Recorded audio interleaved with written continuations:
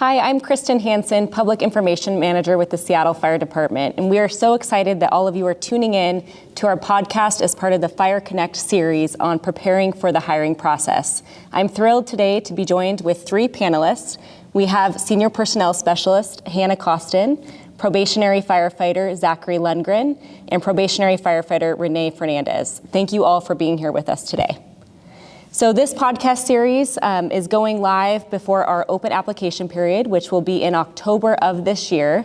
And our goal with the series is to provide an insight on the Seattle Fire Department. What's it like for the hiring process? What is it like for recruit school? So we'll have a series of episodes focused on different topics, and today we're focusing primarily on the hiring process and recruitment prep. So Hannah, we're gonna start off with you. Can you explain to us your role with the Seattle Fire Department? Yeah, my primary role is to manage the entry-level firefighter hiring process. So I will receive the candidate names from the register that we established during the open application period. I'll contact the candidates, I'll invite them to complete employment packets, suitability assessments, CPATs, schedule them for interviews. I'll usually be in the interviews just to answer any questions that they have, keep them updated on the process. And then once we've selected candidates, I will get them scheduled for post-conditional assessments, so medical assessment, psych assessment, background check.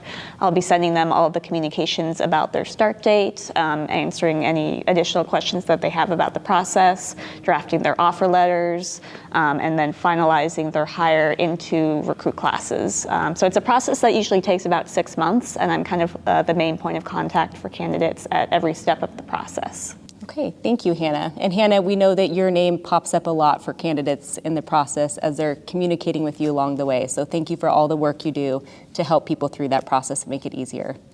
And we'll turn over to the probationary firefighters. You're in your first year with the Seattle Fire Department. You've made it through recruit school. You're now on the other side. Can you share how long you've been with the department so far and then where you're currently stationed? So I've been with the department for 5 months now, including drill school, and I'm at Station 38 over in Hawthorne Hills. Yeah, and my answer is very similar. Been in for 5 months now. We started operations on June 1st, I believe, and I'm at Station 9 in Fremont. Okay, so we have two North Enders in Seattle with us here today. You'll bring some great perspective, and again, we're so happy to have you with us. Hannah, we're going to go ahead and go back to you and talk a little bit about the application window that's going to open on October 4th.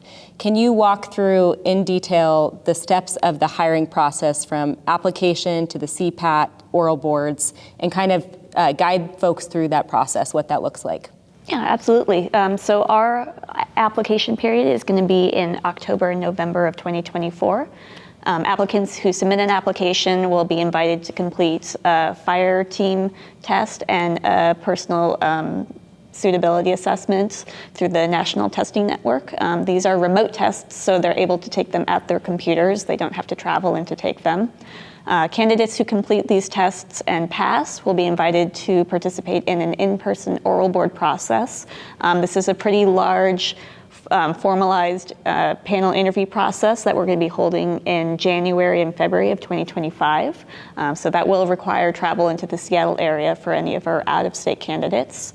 Once both of those processes are completed, the scores from the tests and the oral boards will be combined with, along with any veteran preference points that may be applicable to the candidate. And those scores will rank the candidate on a hiring register. So the register will be used for approximately 2 years.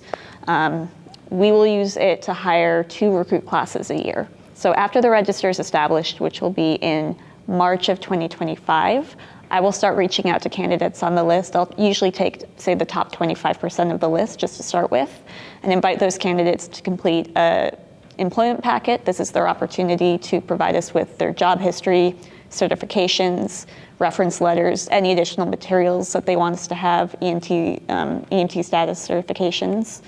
They'll also complete a suitability assessment. This is another remote assessment, so you just need to be at your computer for that one. And a candidate physical aptitude test. This is an in-person physical test, which you will need to visit a National Testing Network location to complete it at. So candidates who complete the employment packet and pass both of these assessments will be considered for an interview. Our interviews for this process will be held in May. We just got them scheduled, so I'm still trying to figure this out. May of 2025. This is a panel interview with the fire chief and an assistant chief or our executive director. These interviews will be used to select candidates for conditional offer. Candidates who receive a conditional offer will be invited to complete a background check, a medical assessment, and a psych assessment, and also asked to come into our services warehouse for a gear fitting. And then once they've completed all those steps, they'll receive a final offer to start in August of 2025. So it's a pretty long process from the application period to the start of class. That's because we're working with, upwards of 1,000 candidates, and there's a lot of different steps that we need to take for, hiring into a public safety organization. So it can get pretty complicated, but I do have a lot of resources for candidates who need, a reminder of where they are in the process. And obviously, I'm always available to answer any questions that they have.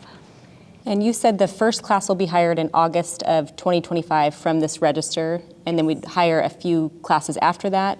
Yeah, classes are generally hired in August and February. So I think for this register, we'll likely hire August, February.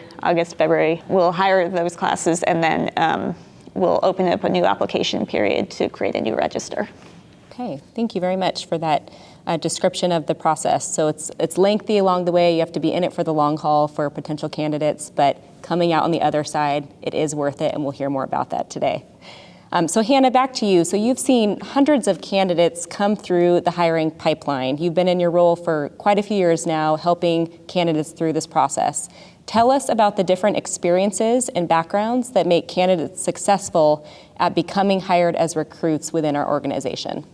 Yeah, well, one thing that is pretty unique about the Seattle Fire Department is that we do put all of our new hires through a recruit academy, which both of these recently graduated from.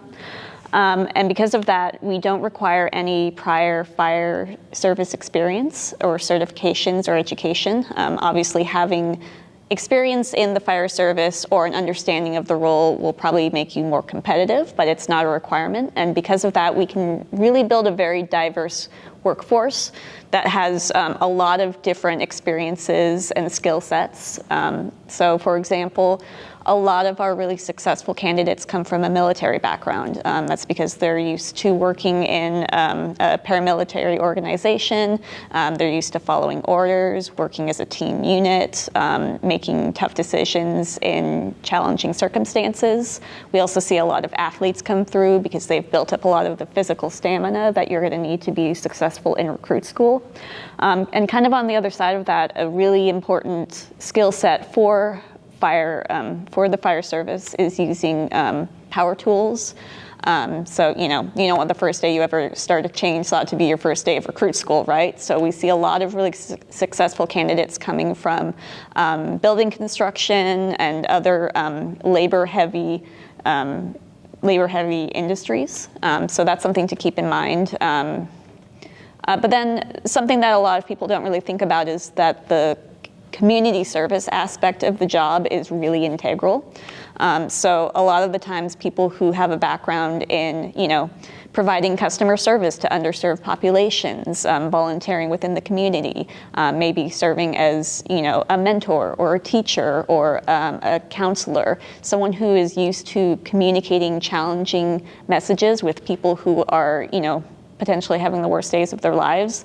That's the kind of skill set that you can't really teach. Someone has to already have established that through their life experiences. So we are really looking for people that have a background working with underserved populations and within diverse communities. And then obviously, most of the calls that our firefighters go on are medical in nature. So people who are coming from EMT backgrounds, especially people who work at an AMR, which is an organization in Seattle that often partners with the Seattle Fire Department.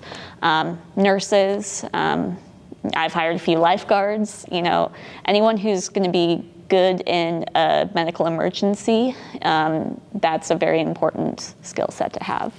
And probationary firefighter Renee Fernandez, we're going to headed off to you. So what was your background before working for the Seattle Fire Department? So prior to this, I worked in wildland fire with the Department of Natural Resources over in Spokane County. Did that for 3 seasons. And then before that, just various different aspects of like EMS. So I spent some time down in San Diego working with a company called Strategic Operations, where we provided hyper-realistic tactical training to the military and law enforcement, first responders. So that kind of kicked off my EMS career, and then after that I moved into working on a BLS ambulance down in LA County, and then figured I should get some fire experience and jumped on over to Spokane.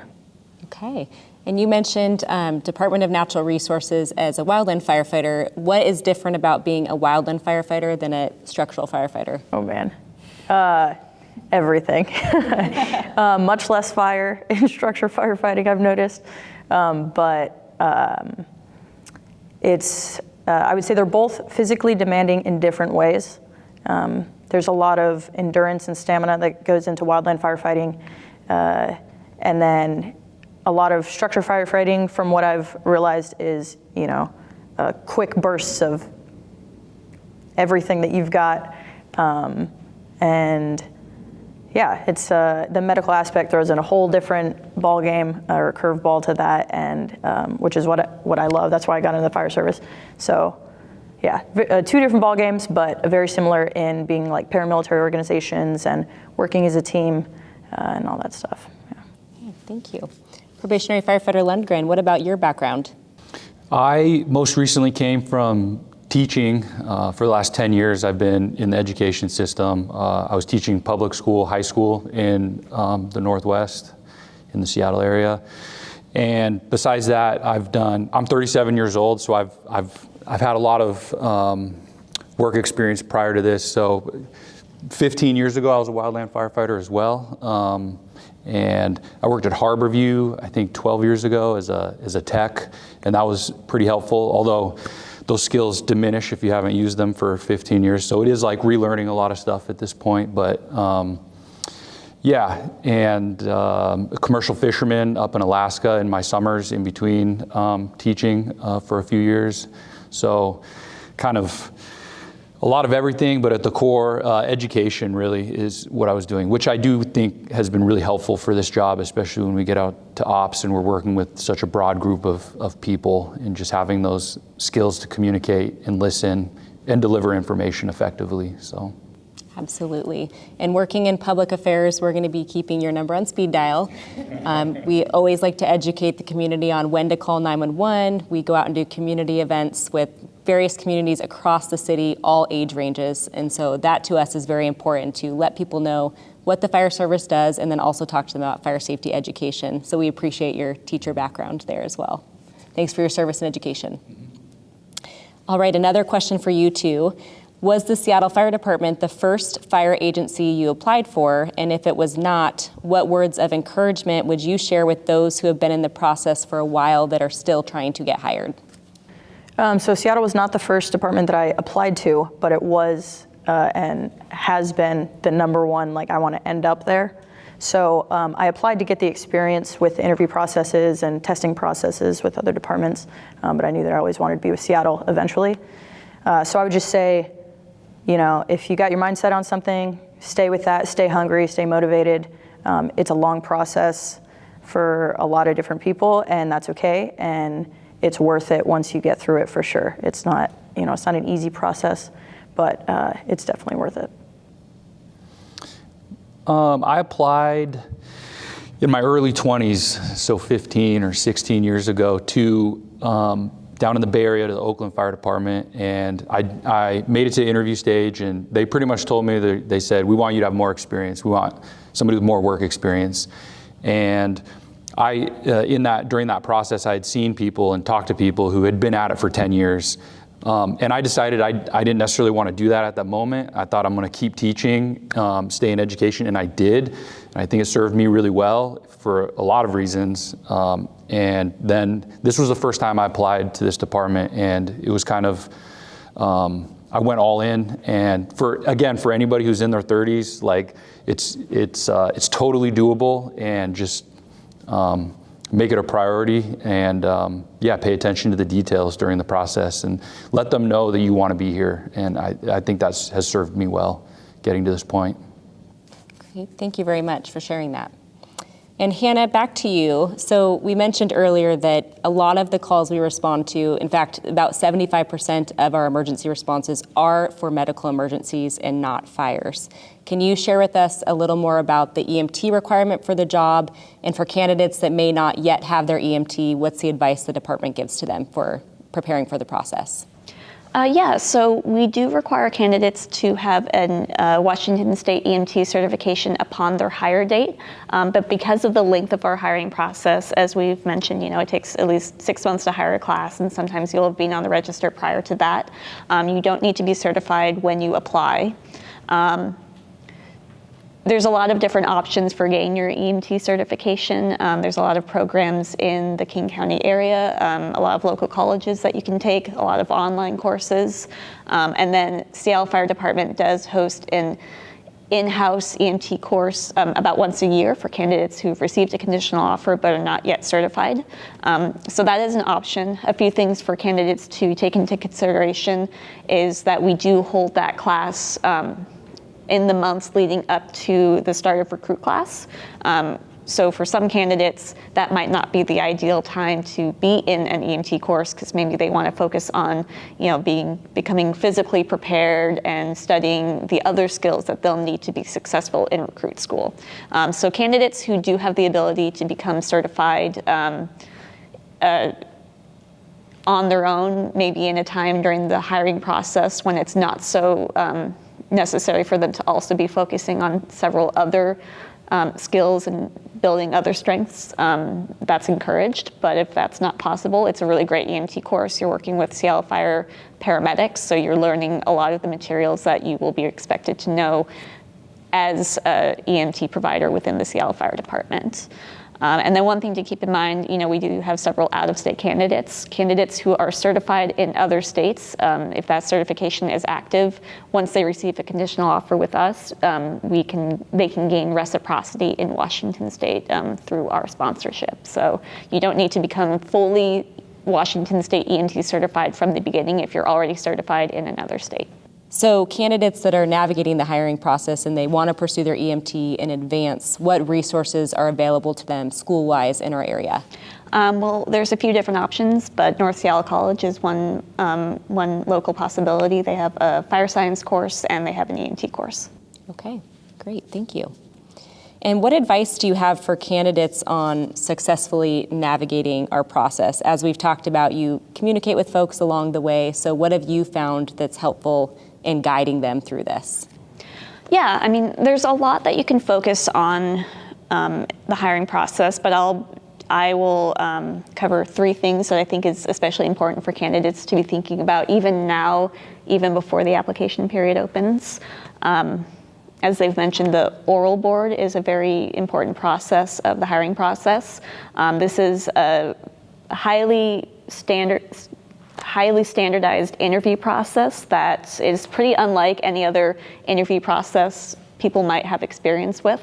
So if you haven't gone through that process before, it's pretty important to become comfortable in presenting yourself, answering questions, giving detailed and elaborative answers, answering the question that you're asked, and making sure you're sticking to what is being asked of you.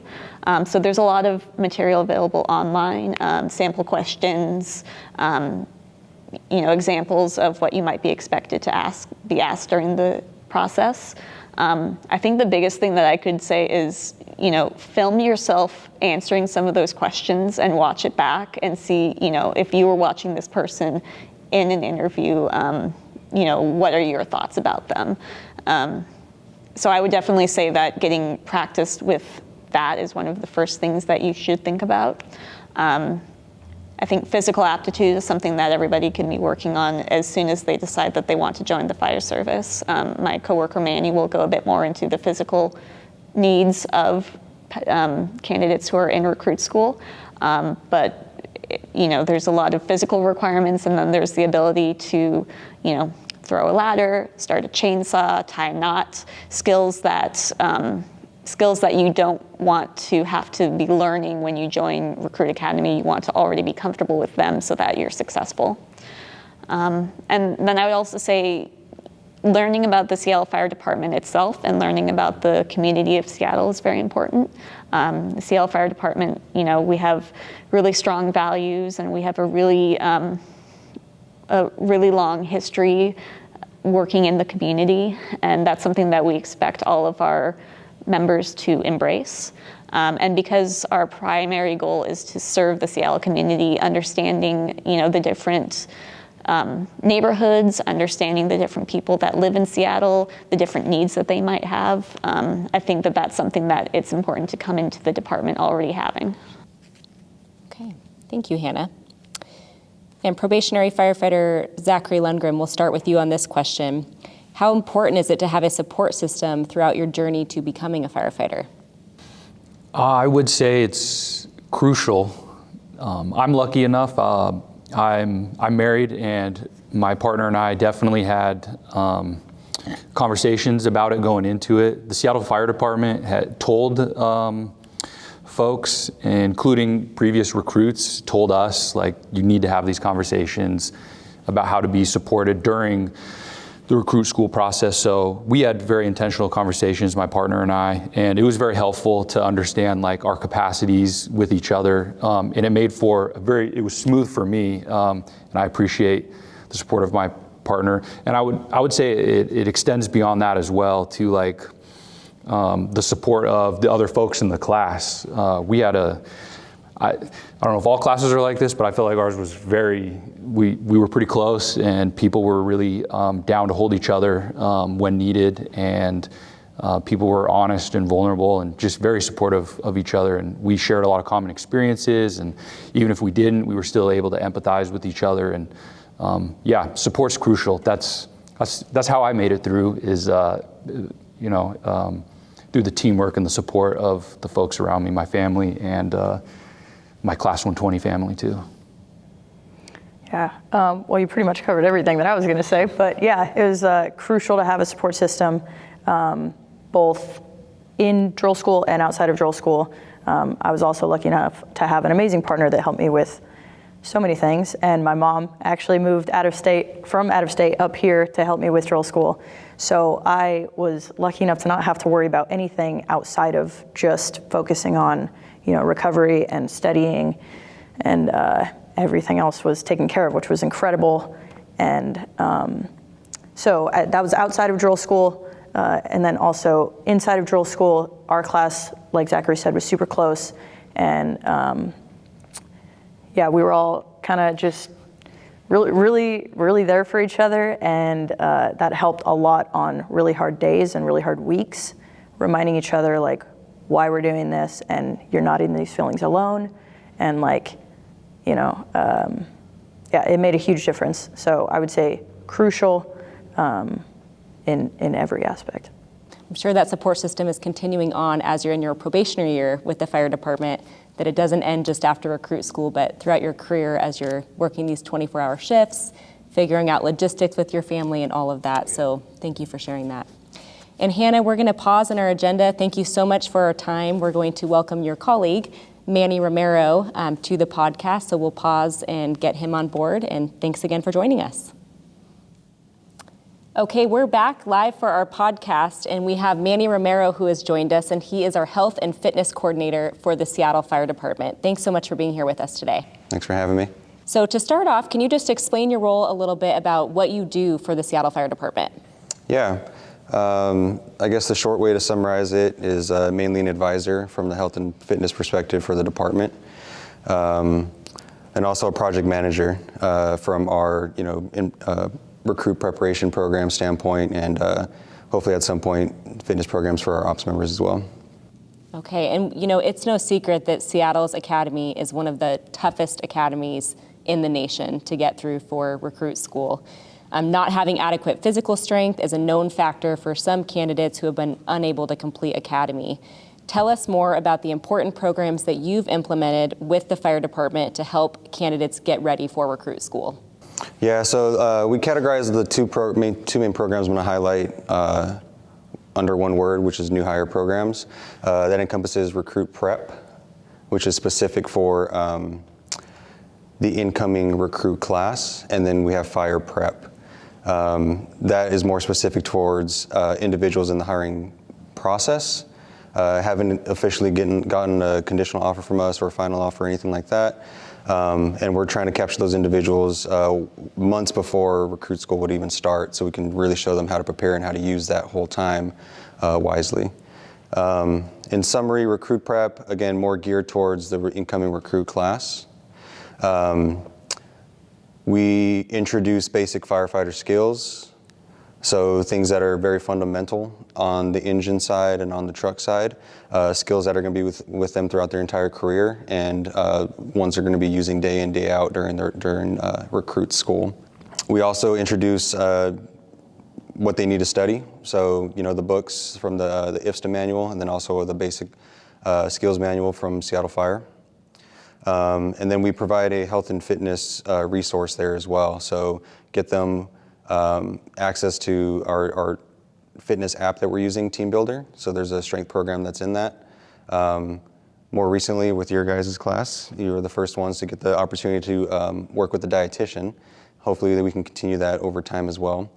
And really just all the resources and fundamentals that we can provide, somebody who's just about to go through an intense training program, everything they need to be successful.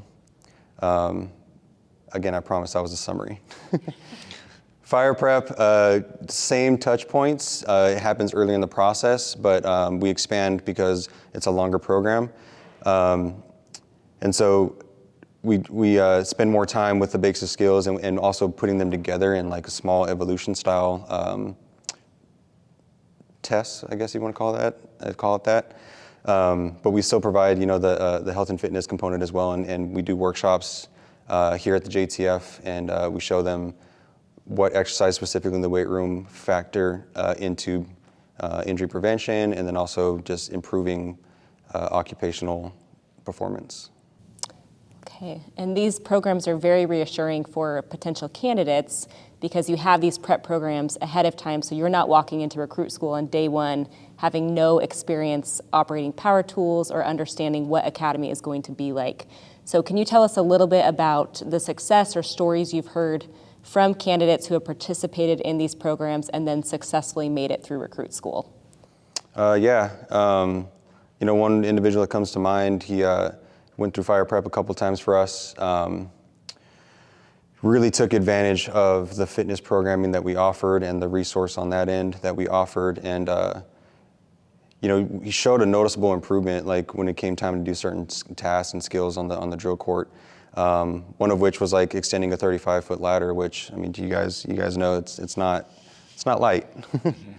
But he's managed to shave his time down from, I think he started off probably close to a 15-second time interval, which our drill standard is about 13 seconds, right?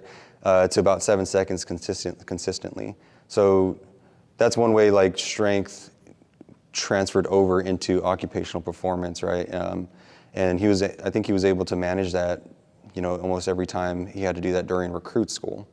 And in fact, anytime I went out on the drill court and just like was observing a few things, I would see, names written on the wall with chalk or whatever, whiteboard, with everybody's times, with whatever evolution, and his name was always in the top 5, as far as like fastest or, able to do it pretty quickly. And the department highly encourages folks who are candidates to participate in these programs because it gives you that hands-on practice, which is great that we are able to offer that. Right, yeah, and you're not going to get it anywhere else, right? And to your point, you mentioned power tools earlier. Some folks might have access to that, but for the most part, nobody has access to firefighter equipment like hose and Halligans and force entry props and all that other stuff, right? So there really is no other program that I'm aware of that would give any candidate access to a resource like that. Okay, thank you. All right, so let's talk a little bit about the hiring process and how you prepared yourself before going through it. even to the point when you got that conditional offer, that phone call from the department saying, you're hired, you're starting academy. What did that prep look like for you, including what you did to prepare yourself physically and mentally? Preparation for me was kind of like a 4-year process, honestly. So once I had learned about the department and its reputation, kind of the opportunities that the department offered, it was like go time. So I was just kind of did everything that I could to make myself a better candidate. So getting into different aspects of EMS and then any fire experience. I'd gone through an emergency management program in college. So kind of just anything to make the resume look better. And then on top of that, interview prep, like Hannah was saying earlier, there's a lot of online resources for that. And it's unlike any other interview for like another job. So panel interview is laid out a little differently. It's a little more intimidating. And so those online resources helped a lot. And then in terms of like physically preparing, I was in a previous recruit school, so I had a little bit of an idea of how to prepare differently going in this time. And Manny's programs helped tremendously with that. 'Cause we've had plenty of conversations. It's hard to kind of recreate the intensity of drill school in the gym or anywhere outside of drill school. So the programs, the Team Builder app, and then honestly with working with the dietitian was a huge asset to have in terms of preparation. And so working out differently, I focused a lot on mobility this time going in and recovery and what would work best for me. And I ate everything that I could because I knew I'd be losing weight in drill school. For me, I was still teaching at the time and very committed to it. So the recruit prep as well as the fire prep were absolutely crucial because I had never done any sort of structure fire stuff. So I believe fire prep is 8 weeks, and they're all on the weekends. So it made it so I could still focus on my job and then still get these skills in 8-hour chunks or however long those Saturday sessions were. And it was 7 hours?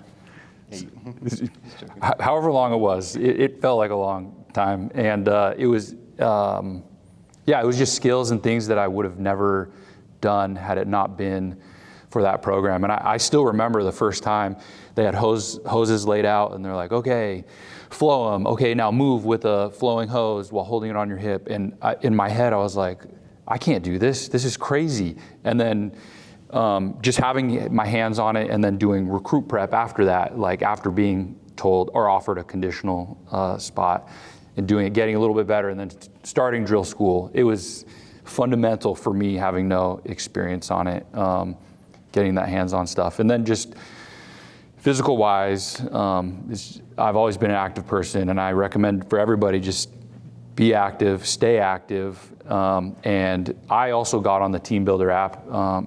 I still had my own workout routine, but there was plenty of things on the Team Builder app that I supplemented onto my workouts, which included like a lot of the lifting weights overhead, so a lot more shoulder-oriented work or even flexibility. So I picked things from that program, and it helped out for me tremendously as a 37-year-old trying to get into a young person's career. So it was good. I don't know if I would have. I don't know if I'd be here if it wasn't for all that prep and the dedication to it. So. And I think with both of your answers, you've demonstrated that building strength to go through the program does not happen overnight. So Manny, can you tell us a little bit more about strategies and training regimens that you recommend for candidates looking to build that strength before applying? Yeah, and I think before you truly answer that question, you got to identify a little bit like what the needs of the job are first, right? And so to provide a quick overview on that, I mean, we know we're going to do a lot of overhead pressing. That's fair to say. We know there's going to be a lot of pulling, right? That's fair to say. So right off the bat, to me, I hear upper body pull, upper body press. So doing it in a horizontal or vertical format is probably beneficial. So those should be structural components of any program. Leg strength, is that a big deal? So leg strength, probably the endurance of leg strength as well. Components of power, all important.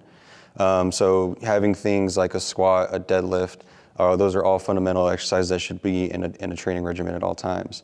So with that, to circle back and answer your question, things like a powerlifting type of training regimen makes sense because there's a lot of heavy lifts that incorporate lower body strength with the squat, the deadlift, upper body lifts, horizontal, vertical, push, pull.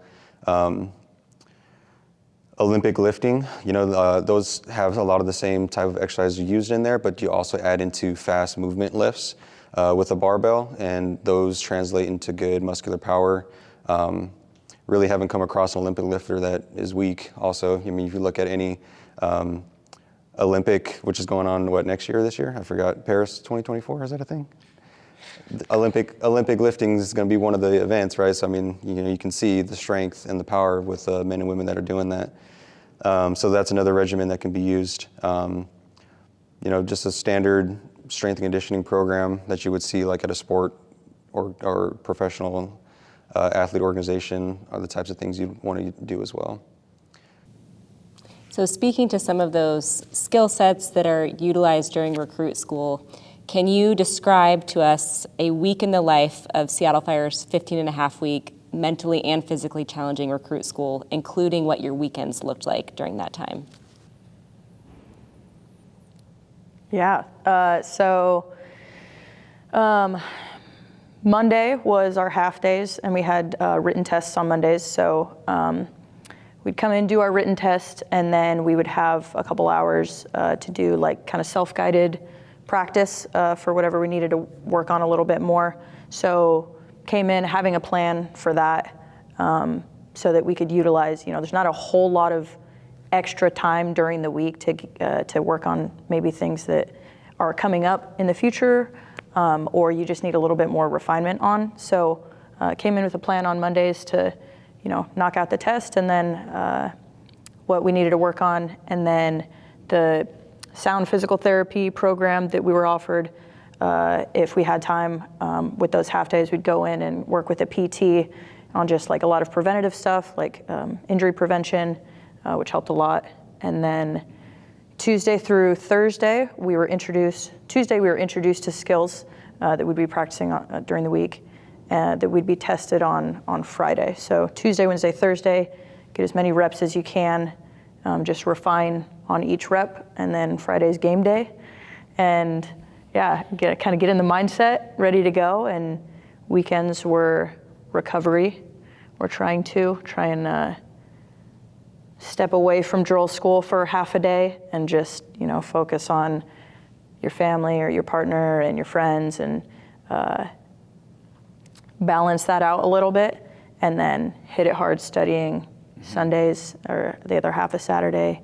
And super important to get familiar with our skill sheets that we'd be doing the next week, so that we didn't spend time on the drill court learning those skills necessarily. We knew what was expected of us, so we could just get our reps in. Yeah, that sounds about right. I think the way you laid out the week, that sounds like the first 8 weeks, which they call the grind, and it was a grind for sure. The important thing to know is that there's no time in this drill school for studying the books while we're here. That's something you're supposed to do on your own time, and take advantage of the recruit prep as well as the fire prep, because Manny will assign each week sections of the basic skills manual, and that helped me out tremendously. And you could tell the folks that had done the prep and had looked that stuff over and taken it seriously, because we were still looking it over while we were here, but it wasn't new information. But there was still a lot of stuff we had to memorize, and it just gave you that leg up.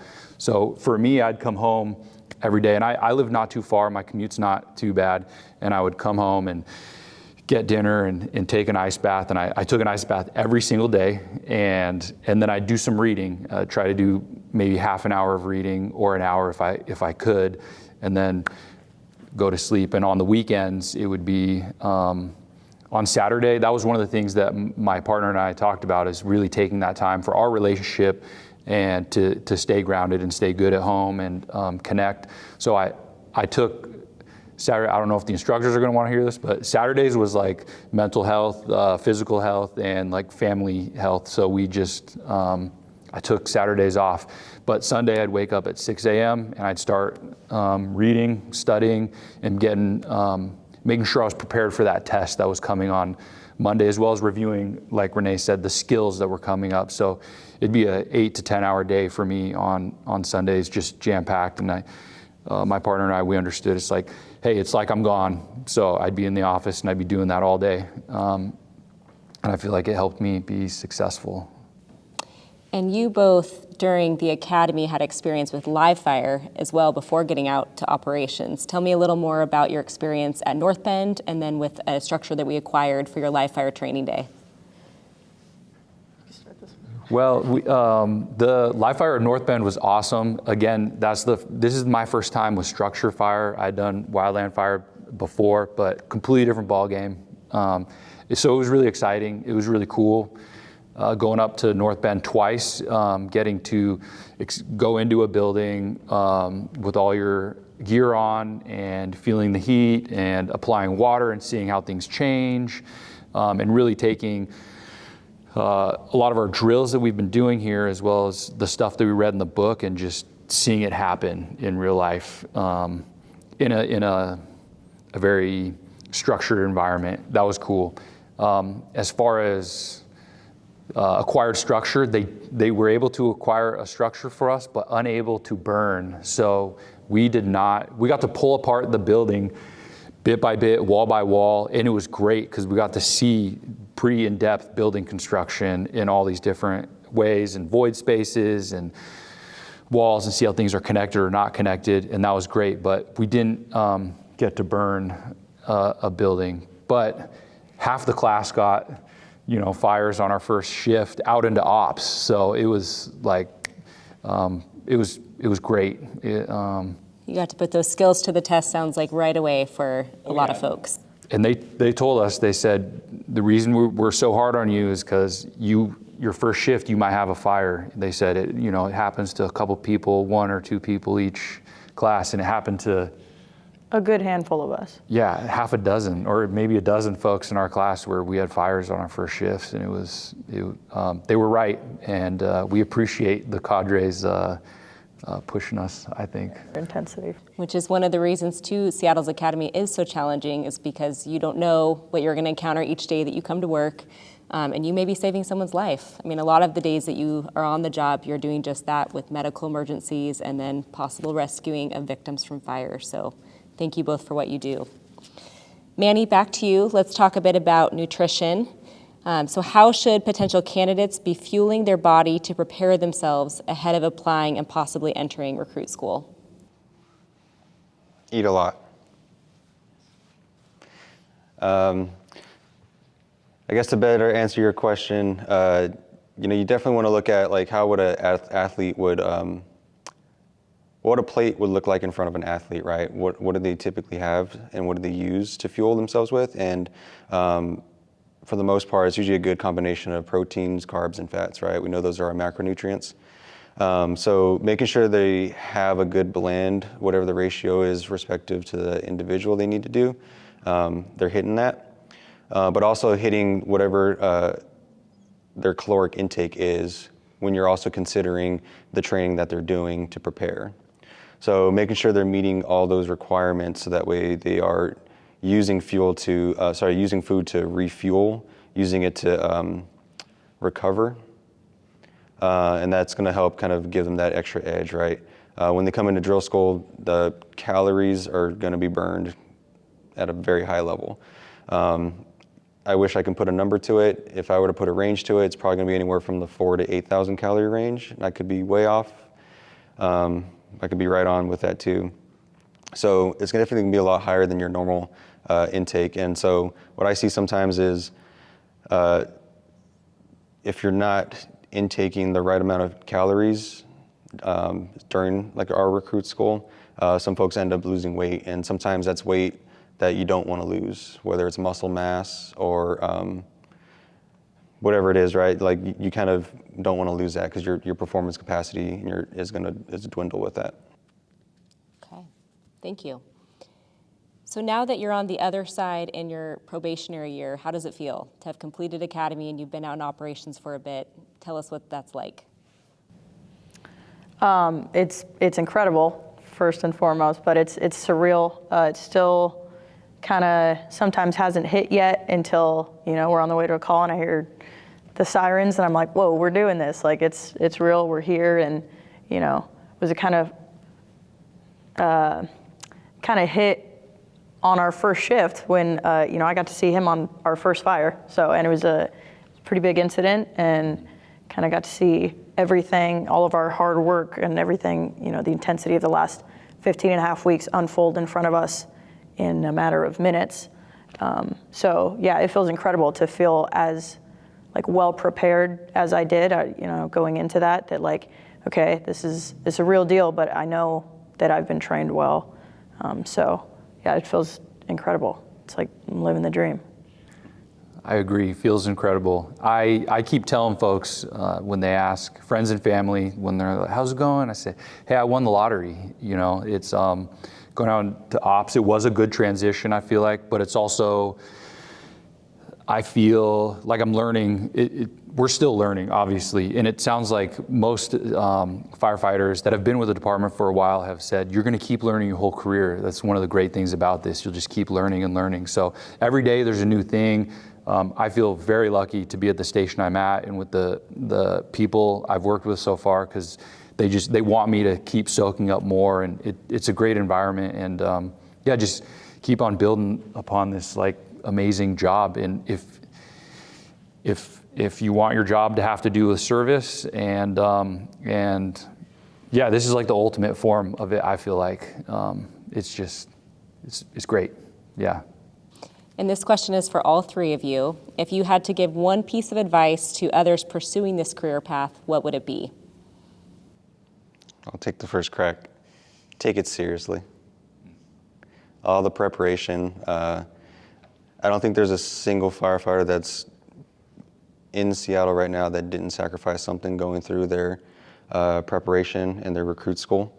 That sacrifice might just be time with loved ones or whatever it is. Maybe missing a holiday get together, whatever it is, right? This is ultimately going to be your career. You can miss one on the front end during your preparation, and then you got the rest of them your whole career after that. The taking it seriously component is something you don't want to understate. I would say for the biggest piece of advice I would give would be an asset to your team. And I really feel that that's how, whether it's your team at home, I feel like that's how my partner and I got through all of this, is we're both assets to a team, or very much so with Recruit Class 120. It's be an asset to that team. Be hungry and be looking to be the first one to volunteer, and also be an asset to the team and help everybody out. It's not as sexy or exciting to be oh, you're helping, or maybe it is, I don't know, but they try to tell you, go hard, go at it, be the first one to grab this, and just know you're a part of a team, and be that person that the other 30 or 40 recruits can be oh, I need help, I know I can go to this person, or I know I can go to that person. And we had a whole class full of those people, and it made it so good. Yeah, I would say on top of that, teamwork, is such a huge aspect of this, and being somebody that, your class wants to work hard for. So on a drill, you're hey, I'm gonna do everything in my power to make sure that we get through this drill and I perform well, so that, it goes well for both of us. And then on top of that, I would say network. I networked a lot coming into the hiring process. I had somebody yesterday at the gym that was hey, I was wearing an old t-shirt from another ambulance that I worked for, but they were hey, do you work for the fire department? And I was yeah. And they're oh, I'm trying to apply right now, so do you have any advice or anything on the hiring process? So that was super cool, and I know that a lot of the people that I had networked with coming into the process were very supportive throughout that, and that helped a lot. Kind of having them checking in throughout drill school and encouraging me. And then I had a chief tell me about a year and a half ago, keep the fire in your belly. And that was it, that on so many days, that was in the back of my mind. I don't know if she knows that, but back of my mind, I was just like, okay, I gotta keep that hunger. I gotta stay motivated, and that got me through a lot. So keep the fire in your belly. Great words of advice.